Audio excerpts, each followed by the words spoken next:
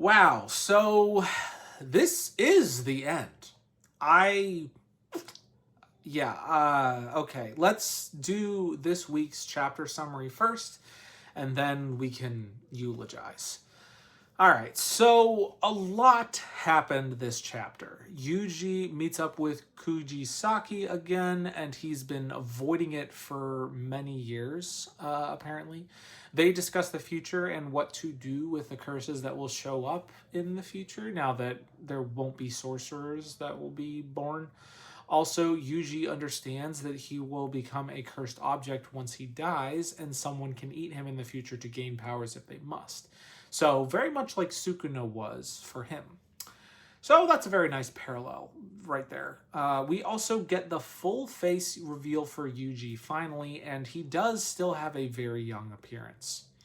The Samuri and UN decide that they will live together with the Kallians, and there's some random moments and cameos before everybody gets together to play catch and discuss happiness and how countries are meant to help people and getting along and love and friendship, and then we all just have a nice game of catch at the end.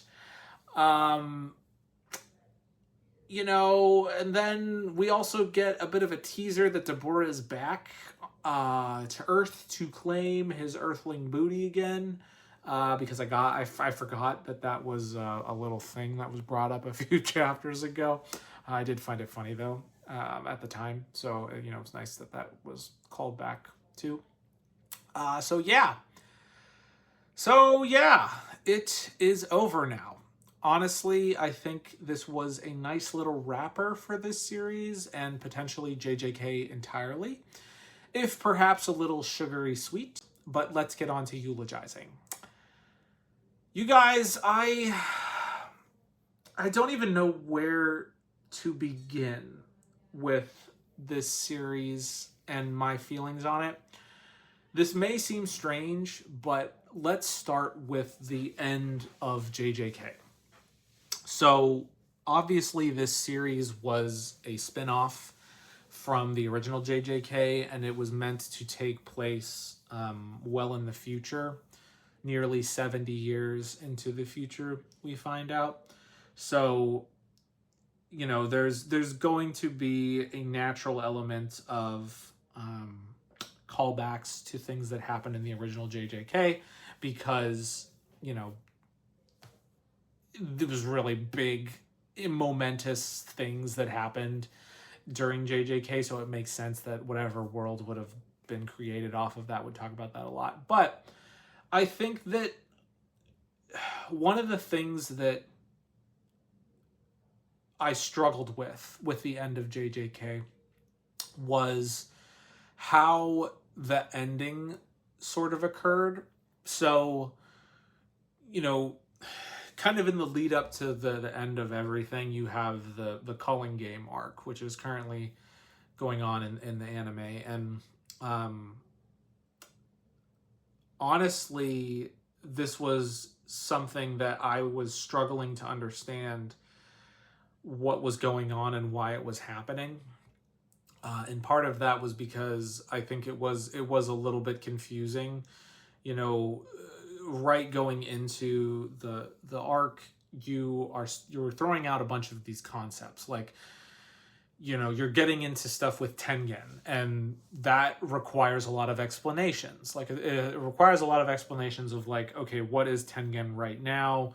What is what is your main villain trying to accomplish, and what are they trying to do?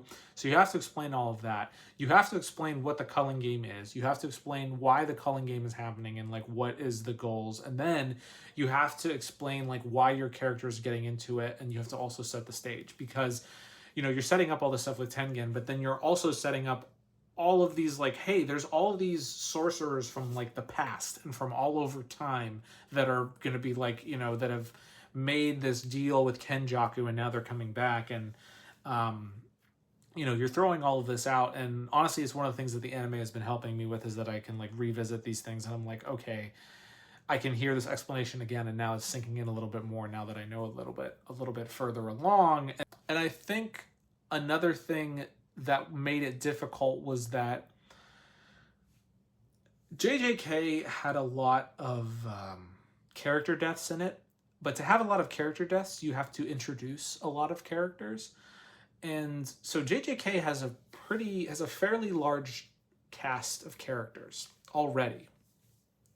And on top of this, with the culling game, you introduce like a ton of new characters, and not simply characters that are just, kind of mooks or villains for Yuji and Fushiguro to knock away or bat aside, but you're introducing all of these like super relevant, important characters that are going to keep mattering further along. But there's so many characters that kind of like they can sometimes flit in and flit out, and they're not really important, and then sometimes they are super important. So then you're like, do I have to pay attention to this person? And this happened a lot. So you already have a game that's difficult to understand, and then you add in a bunch of characters that you're just like, I don't really know all these people yet, and they're seemingly really important. So all of this leads into what the final arc of JJK, which is basically Sukuna fighting everyone. And this sequence to me was where we really jumped from, I'm trying to write this story, like the story in like a narrative way that kind of makes sense, to like, I just want really cool characters to just bash into each other and do cool things, because that was like literally what happened. It was like, it was as if the series realized that like, hey, we're in the final battle now, and we want the cameos to happen in a fighting sense, because we've established that JJK is like, it's about the fights. It's about fighting, and it's about like these like crazy creative fights that were happening.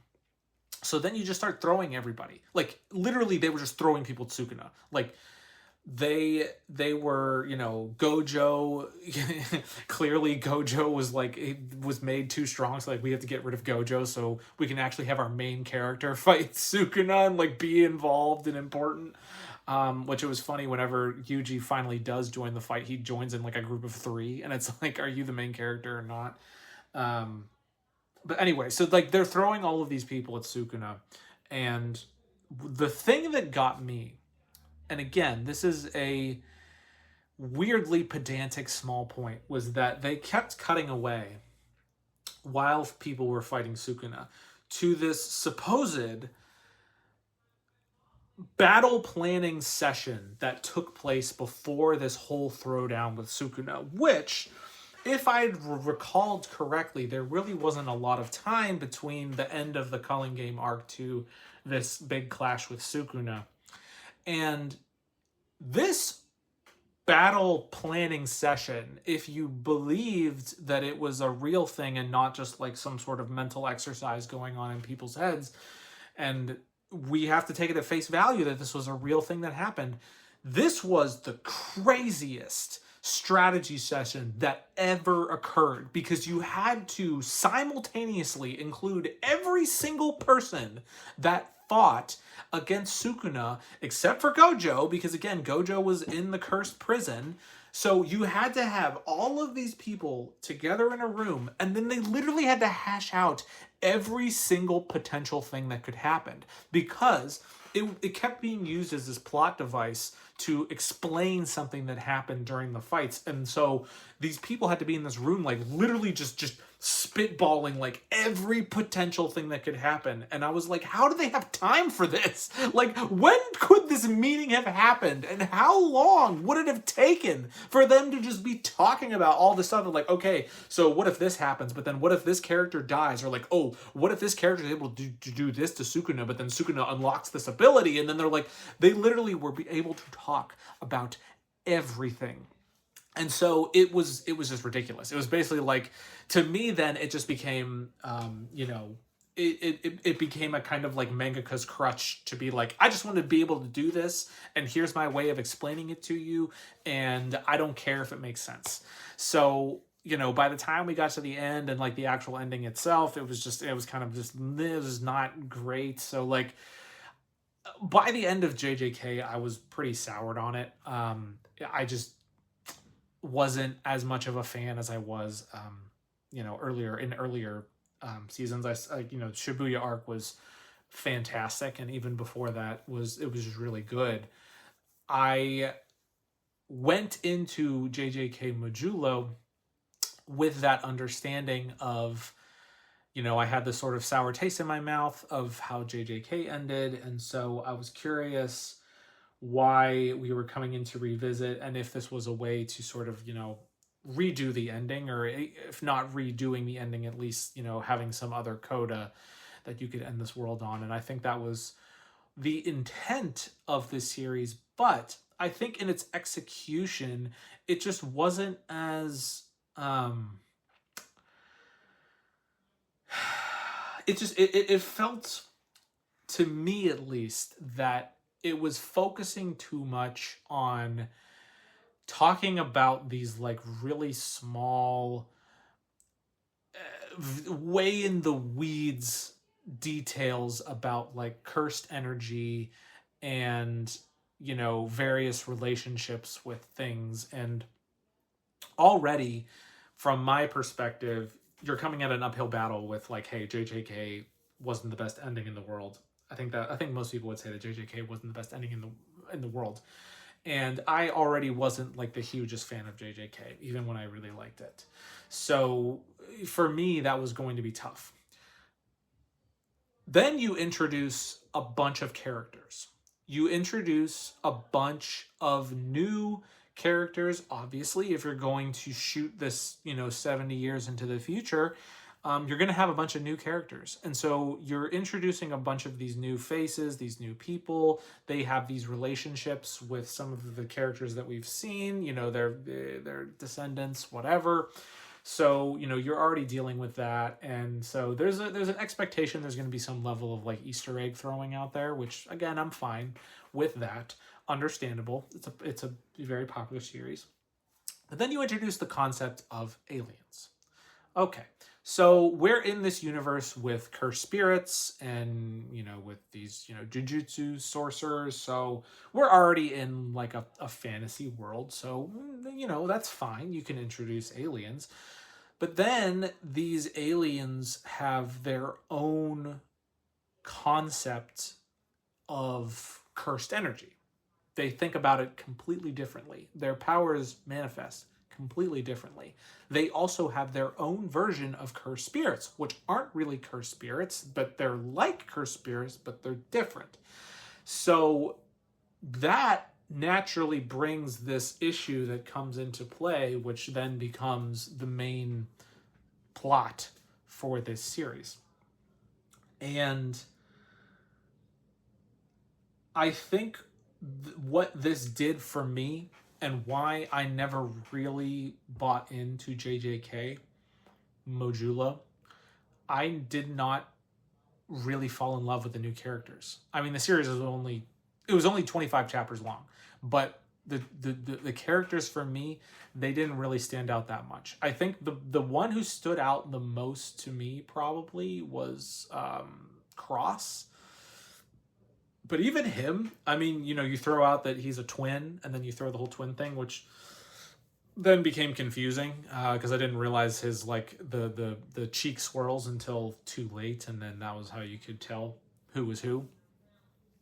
But you don't have any characters that I really fell in love with, and then you don't really spend that much time with them because you're spending all this time talking about these intricacies of these cursed energy things and these different factions, and like you introduce this whole new world with all of its own political problems and all of its own political factions that are all coming to the table, and you're bringing this together, and it's like it felt like I was sitting in at like a UN summit.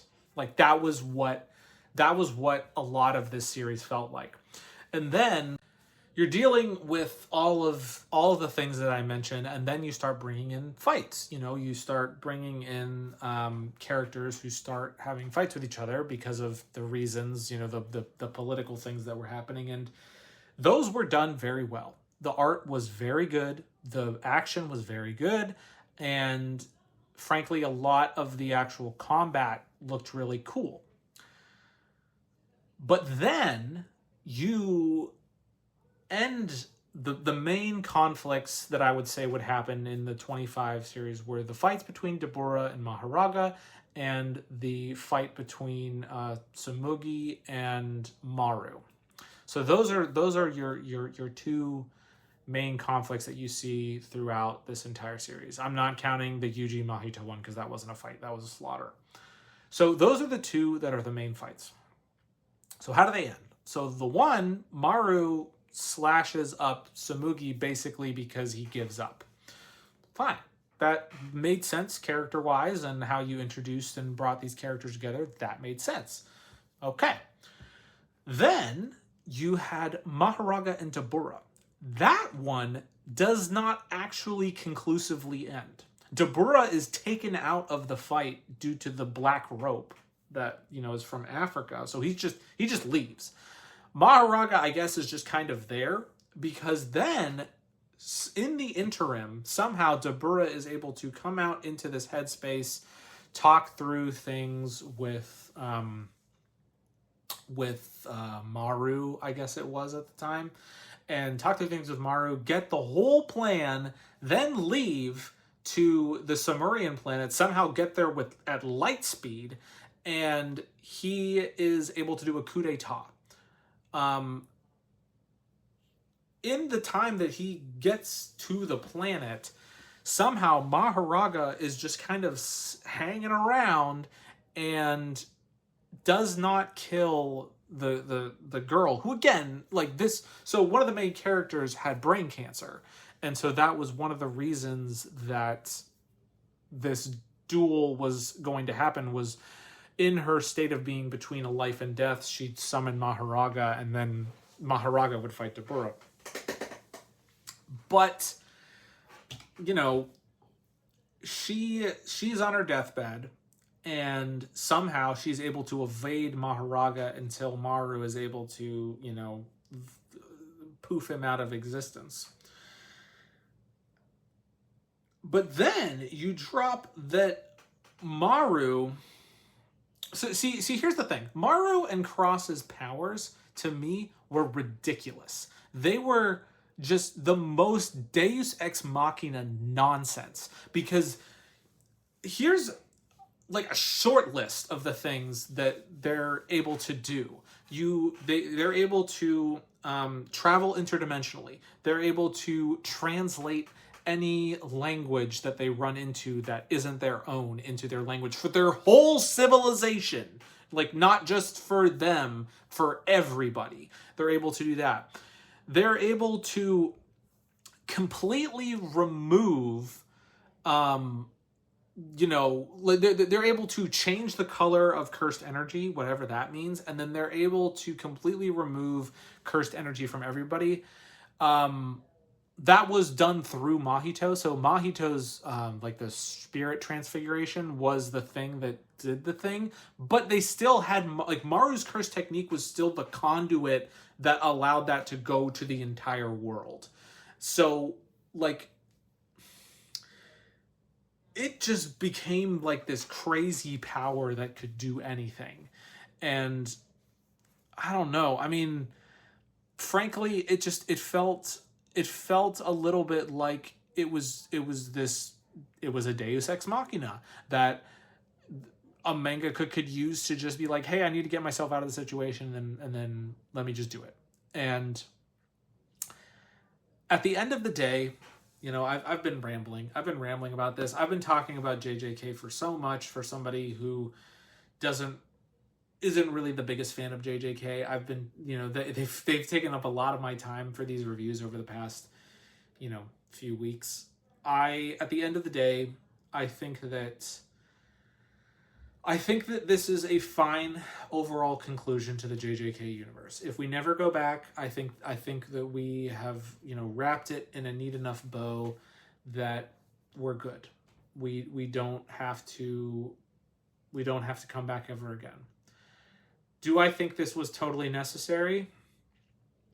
I think it was a better ending than JJK. I think that the ending of this retroactively allows the ending of JJK original to be better. So in that case, it succeeded. But like 80% of this was not needed. 80% of this was just completely like it was as if we were sitting in a college classroom hearing the Socratic method in real time. That was what this whole spin-off was. And was it really popular? Heck yeah. I'm sure it sold a crap ton of volumes. So for monetary reasons, it totally makes sense why Shueisha would do this. But I just can't help but thinking, like, what was the point? Like, why? Like, making a better ending? All right, you could have done that with a quick frankly, the last chapter, if you cut out all of the stuff with the Sumerians, probably could have been a good ending to the original JJK, because you would have had Fujisaki in there, much older. You would have had Yuji coming in being like, hey, I'm super old now, and hey, look at this. My body is now going to be just like Sukuna was, and like I'm gonna be like the next Sukuna unintentionally. Like that is a perfect way to close out your series rather than whatever you did previously. Like, frankly, you don't need 24 and a half of these chapters. Frankly, you could have done it with just the last chapter and just half of the last chapter, and that would have been perfectly acceptable. I think a lot of people would have had questions like, why did you jump 70 years into the future? But I think that would have been a better way. But anyway, those are my completely unscripted, if you couldn't guess, off the cuff thoughts about JJK Modulo. 25 chapters. I think that it was a short run as far as Shonen Jump series go. Clearly, this was what the mangaka intended. There was no rush. There was no this got axed. None of that. It was always meant to be a short series. It was always meant to be as long as it was. And this was the ending that was intended. So in that sense, it's always nice when an author is able to create the work they're able to create and not finish it too soon or drag it out too long. And I think that I can agree with that. It didn't overstay its welcome. There was a little bit, there was about halfway through where I was like, what are we doing here? Like, I was almost going to drop it, but then it brought it back, and then it was fine. But again, at the end of the day, I'm just like, what? Did we need this? Did we need 25 chapters? Could it have been one? And honestly, I think it could have been.